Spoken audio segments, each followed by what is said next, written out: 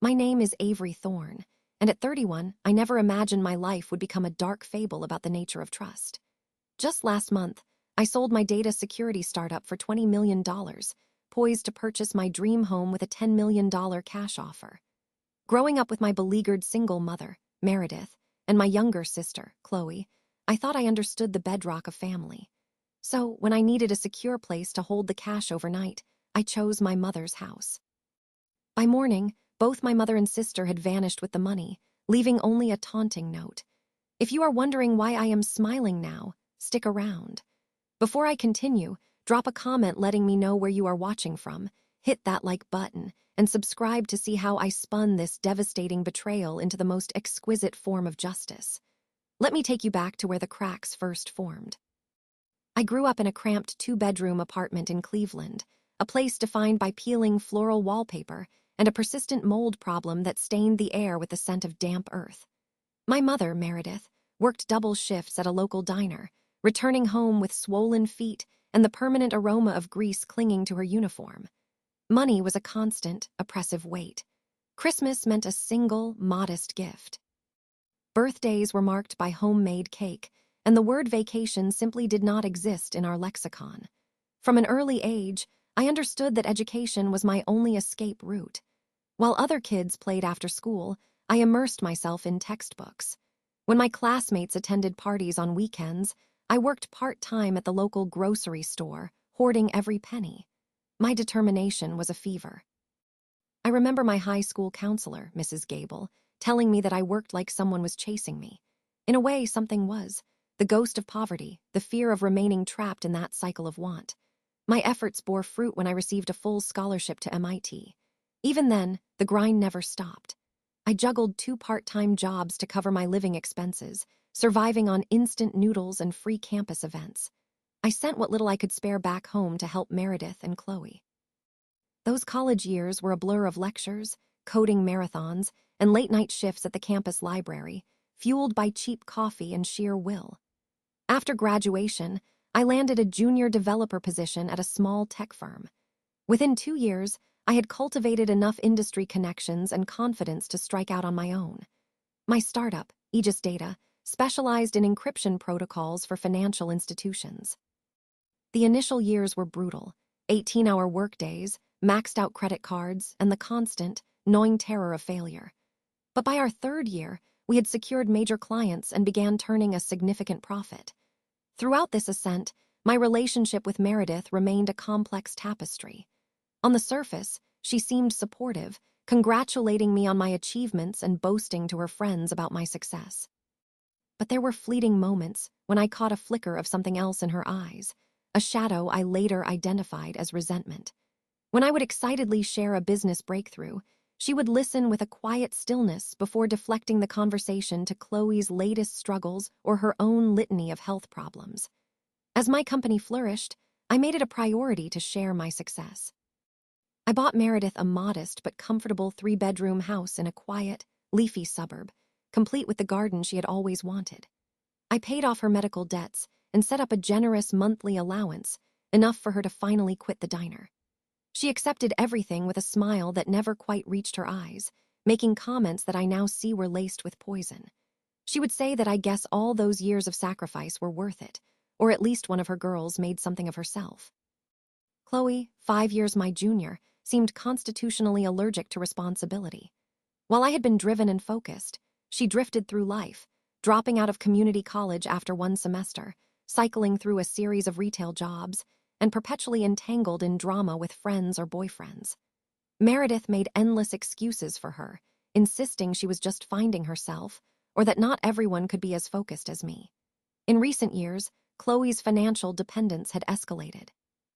Every few months brought a new emergency: car repairs, overdue rent, unexpected medical bills. I always sent the money, though I would occasionally suggest career counseling or offer to help her find a steadier job. These suggestions were invariably met with tearful phone calls to Meredith about how I thought I was better than everyone else. Last Thanksgiving, I noticed something odd. Chloe kept stepping outside to take phone calls, speaking in hushed, urgent tones. When I asked about it, Meredith quickly interjected, claiming Chloe was finally seeing someone promising. the subject was swiftly changed. Looking back, I should have paid more attention to the secretive glances they exchanged over the dinner table. Despite these undercurrents, I never truly doubted their love. We were family. When the offer came to acquire Aegis Data for $20 million, they were the first people I called. Meredith cried and said she was proud. Chloe squealed and immediately asked if this meant I could help her start the boutique she had been vaguely talking about for years. I was too caught up in my own whirlwind of excitement to notice how quickly their thoughts turned to what my success meant for them. The acquisition process took months of negotiations and paperwork. Throughout it all, I dreamed of the house I had found nestled in the hills overlooking the city, a modern architectural marvel with walls of glass, an infinity pool, and enough space to finally have a proper home office and guest rooms for family visits. At $18 million, it was extravagant, but I planned to offer $10 million in cash to secure the deal against other interested buyers. My life seemed to be aligning into a perfect constellation. My company's technology would reach a wider audience. I had financial security beyond my wildest childhood dreams, and I was about to purchase my sanctuary. I was even engaged to Liam, a kind and grounded environmental engineer who loved me for who I was, not what I had. How quickly it would all unravel, I had no idea. The day I walked into a private suite at Sterling National Bank to withdraw $10 million remains seared into my memory. The bank manager, Mr. Caldwell, a balding man with round spectacles and a perpetually furrowed brow, could not hide his alarm. He insisted this was highly irregular, that a wire transfer was the standard, secure method for a transaction of this magnitude. He explained that cash presented a myriad of unnecessary risks. I had anticipated his resistance. I understood his concerns, I told him, but this property had multiple interested buyers. A cash offer would give me the edge I needed. The seller had specifically mentioned a preference for the immediacy of cash. He leaned forward, lowering his voice, explaining that we were talking about $10 million in physical currency, 100,000 $100 bills. It would fill several large duffel bags and weigh approximately 220 pounds. I had done my research and was aware of the logistics. I had arranged for private security to accompany me directly to a secure location. The money, I assured him, would only be in my possession for less than 24 hours before the closing. After nearly an hour of similar exchanges and my signing multiple liability waivers, Mr. Caldwell reluctantly began the process. I had to wait 3 business days for the bank to prepare such a large withdrawal, bringing in currency from regional reserves, a fact that only reinforced my belief in the power of a physical cash offer. When I told Liam about my plan that evening over dinner, his reaction mirrored Mr. Caldwell's. He called it insane, setting down his fork and staring at me with genuine concern. He worried about someone following me from the bank, about the risk of a robbery. I countered that I had hired Gideon's security firm, run by a college friend who specialized in personal security. 2 armed guards would escort me from the bank to my mother's house. The money would be in her safe overnight, and the same guards would accompany me to the closing. He questioned why I would use my mother's safe instead of a bank's safety deposit box. I explained that bank boxes had size limitations, and besides, my mother's safe was practically a vault. I had it installed for her 3 years ago when she started collecting antique jewelry she was paranoid about. Liam ran a hand through his dark hair, a familiar gesture of frustration. He argued that wire transfers existed for a reason, that this was an unnecessary risk. But I was firm. The sellers had 3 previous offers fall through due to financing issues. Cash meant certainty. I told him I knew what I was doing. 2 days later, I stood in that private room at the bank as tellers counted out $10 million. The money was placed in special tamper-evident bags and loaded into 3 nondescript duffel bags. As promised, Gideon had sent 2 of his best men, Marcus, a former military police officer, and another guard who drove. The drive to Meredith's house was tense but uneventful. We took an indirect route, switching lanes frequently to ensure we were not being followed. When we arrived at the modest suburban home, Meredith's eyes widened at the sight of the security team. Chloe was there, too, supposedly helping our mother prepare for a book club meeting. I now recognized that for the lie it was. Meredith asked if all the security was really necessary. I replied that $10 million was not something to take lightly and directed the men to the home office where the safe was located. The safe was a serious piece of equipment, fireproof and built into the wall behind a sliding bookcase. It easily held all 3 duffel bags. As Marcus placed the money inside, I could not help but notice Meredith and Chloe hovering in the doorway, their eyes fixed on the bags. At the time, I interpreted their interest as natural curiosity. Now, I understand it was something far more calculating. After the guards left, an odd tension filled the house. Meredith bustled in the kitchen, preparing dinner with an unusual zeal. Chloe peppered me with questions about the house I was buying and whether I planned to install a similar safe there. During dinner, Meredith asked questions she had never shown interest in before, confirming that the money was all in cash, not checks. Chloe asked if the bank just let me walk out with that much. I explained the process and the security I had hired. Meredith nodded thoughtfully, then asked if the people at the closing would find a cash payment strange. Later that evening, Meredith received a phone call that she took in her bedroom with the door closed. When she returned, her cheeks were flushed. She claimed it was just a friend from her book club, not quite meeting my eyes. I slept in my old bedroom that night. Around midnight, I thought I heard whispers in the hallway, but I dismissed it as my imagination. Exhausted from the stress, I fell into a deep sleep, completely unaware of what the morning would bring. I woke the next morning to sunlight streaming through the faded curtains of my childhood bedroom. The house was unnaturally quiet. I checked my phone. 7:45 a.m. I called out for my mother, but there was no answer. Her bed was neatly made, looking as though it had not been slept in. Chloe's room was also empty. An uneasy feeling began to crawl up my spine as I walked to the home office. The bookcase that concealed the safe was slightly ajar. I slid it open, my heart hammering against my ribs. The safe door stood open, its contents gone. 3 duffel bags, $10 million, all vanished. I whispered no, my voice rising with each repetition until it was a raw scream.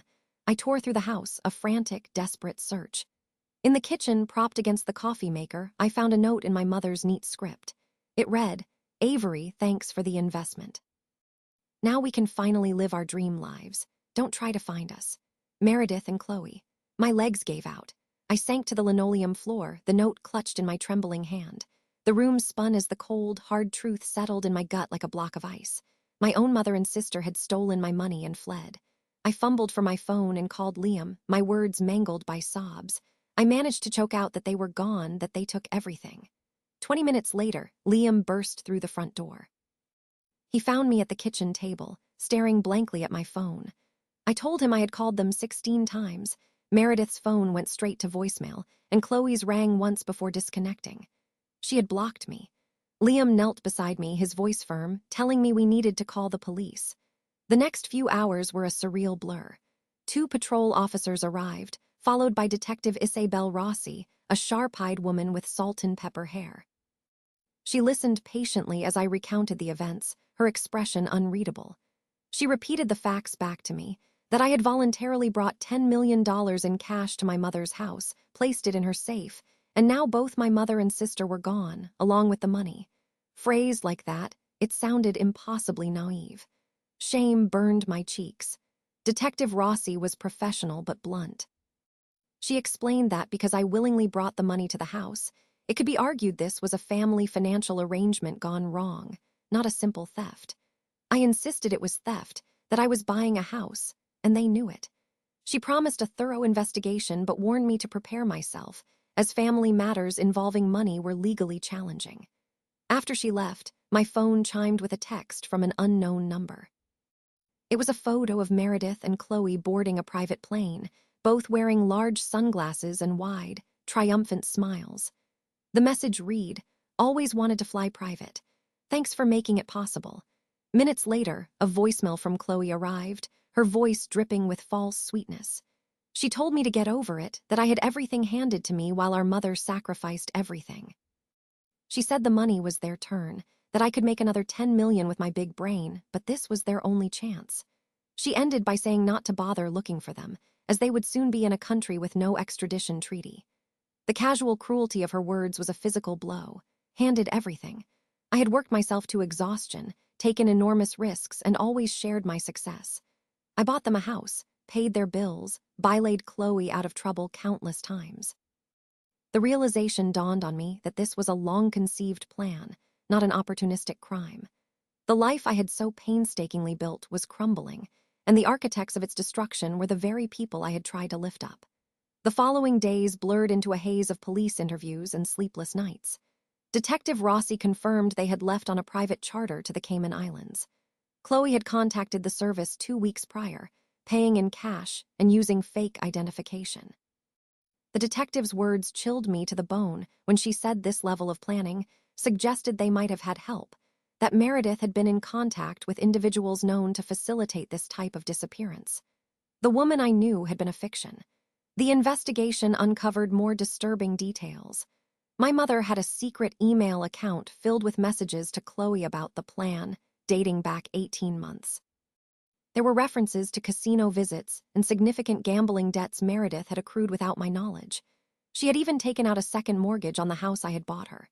Hidden in her closet, police found a folder containing detailed notes on my company's acquisition, articles about my success annotated in her handwriting, and a list titled Avery's Weaknesses. At the top of the list were 2 words, Trust's family. Each discovery was another twist of the knife. The practical ramifications became impossible to ignore. The sellers of my dream home accepted another offer. Rumors swirled through the tech community about my judgment. My relationship with Liam fractured under the weight of my obsession. He accused me of letting the theft consume me, of pushing away everyone who cared. He was right. The pursuit of justice had become my only purpose.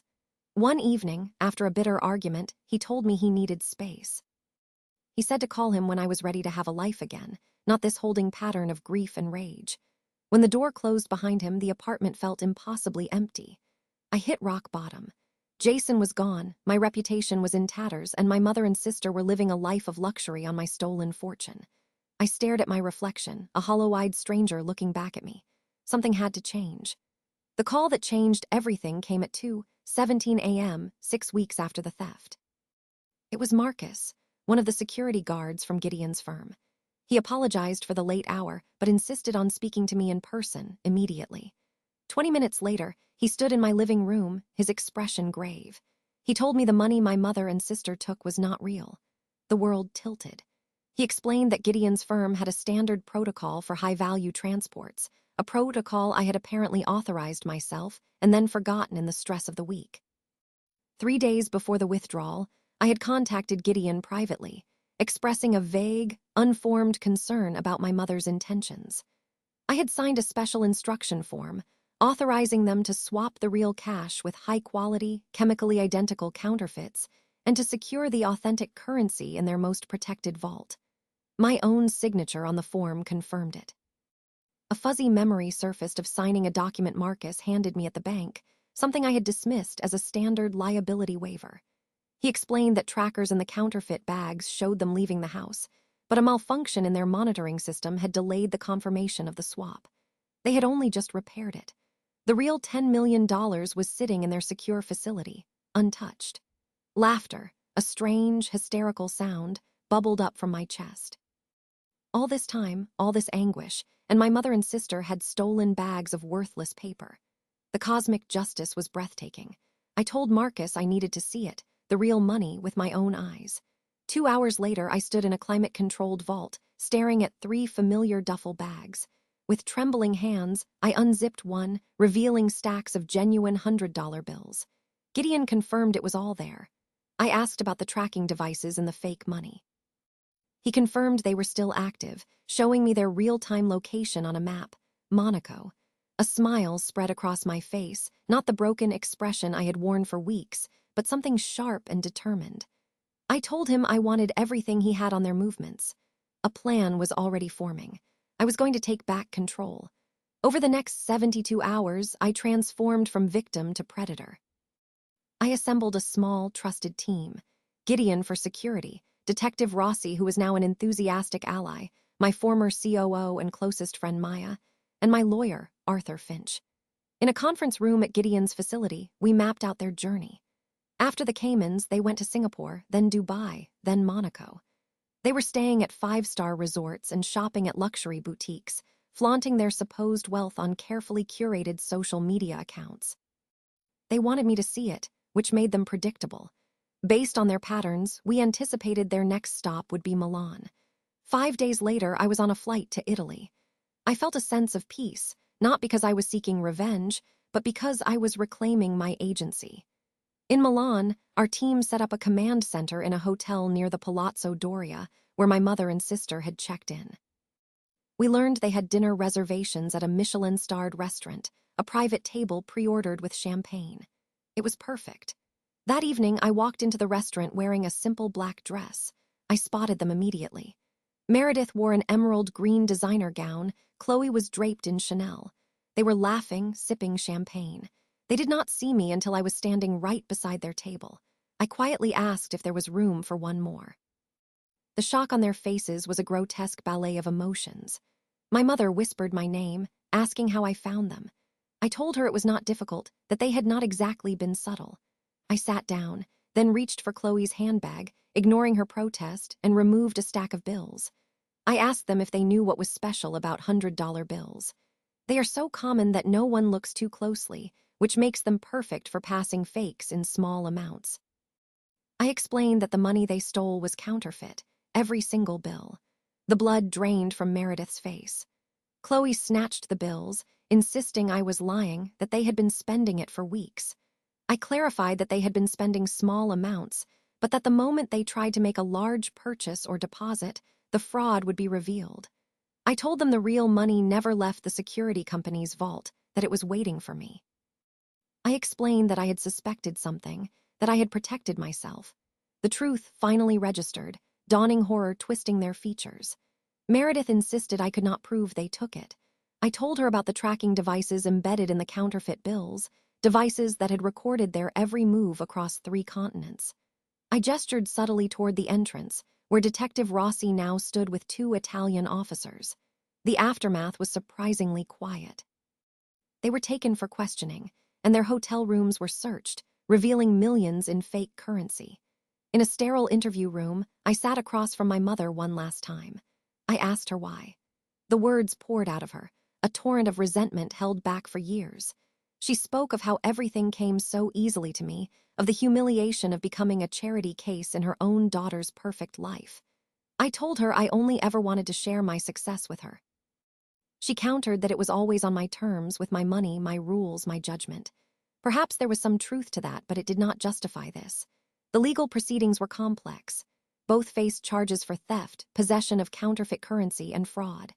Meredith received a 5-year sentence, Chloe 3.